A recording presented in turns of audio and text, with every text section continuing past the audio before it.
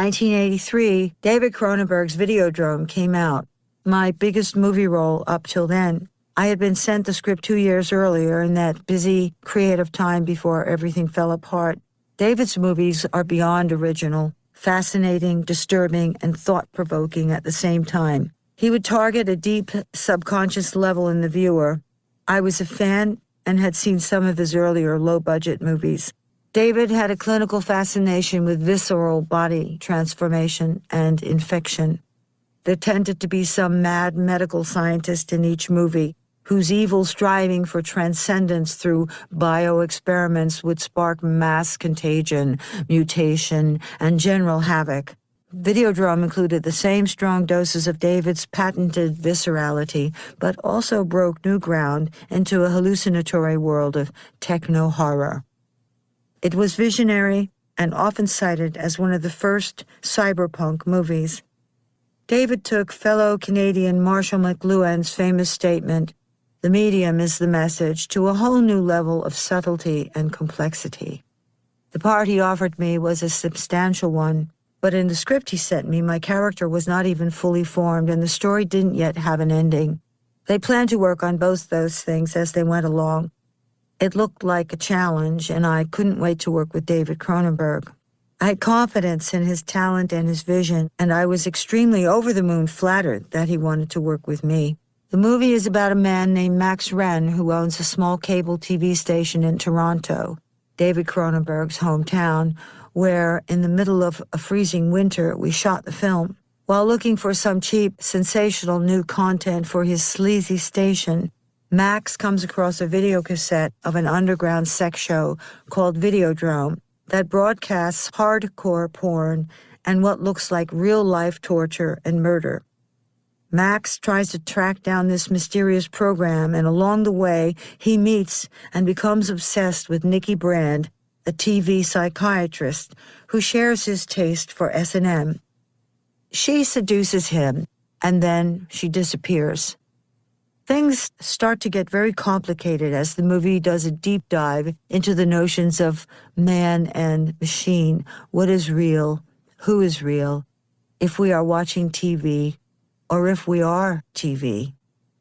And all this was before there were even names or terms for technologies like touchscreens, virtual characters, and interactive TV.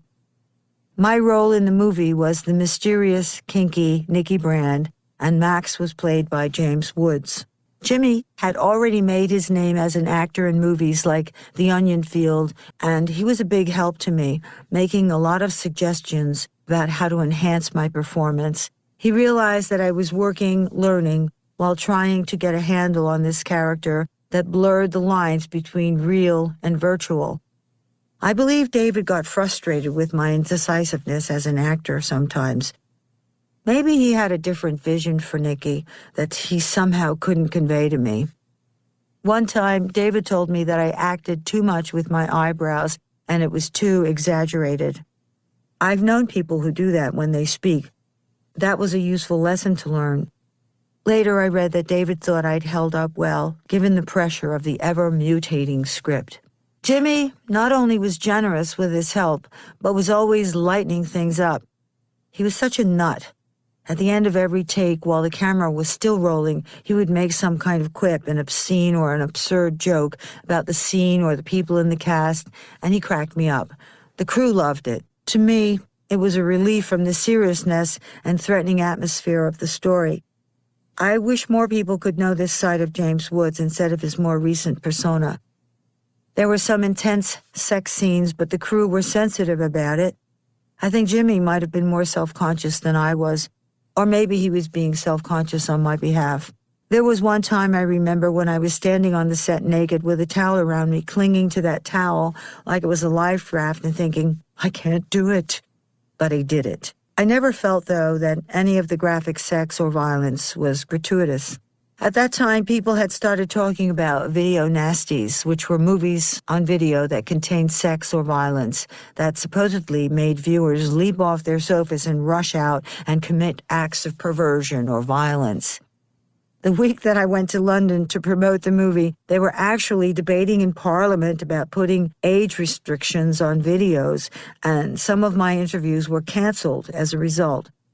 But Videodrome was way deeper than that. The line between real and imagined sex and violence in the movie was constantly blurred. It was more of a mindfuck. I am proud of being in that movie, and the reviews were good. One critic said that I might have been the first postmodern tough cookie. I like that. People expected this movie to be Cronenberg's breakout, but in the end, the timing wasn't right. However, Videodrome was in fact a big step forward in David's evolution as a writer and director. There's one more Videodrome story that I had forgotten until I saw an interview with David. There's a scene in the movie where Max grows a big slit in his stomach that sucks things into itself. At one point, even Max's own fist gets ingested.